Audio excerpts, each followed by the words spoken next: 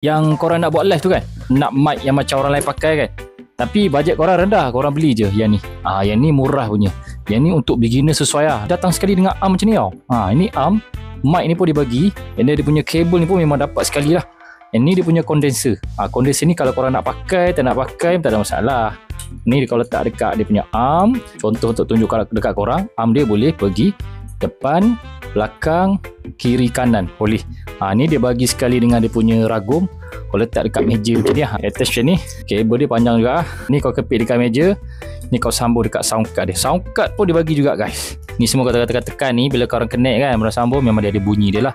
Boleh adjust bass, adjust treble, boleh record, boleh backtrack dan monitor.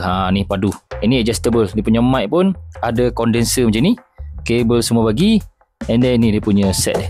Murah je dekat beg kuning bawah tu. Nak buat gaming boleh, nak buat menyanyi live boleh, nak buat karaoke boleh, nak jadi DJ pun boleh.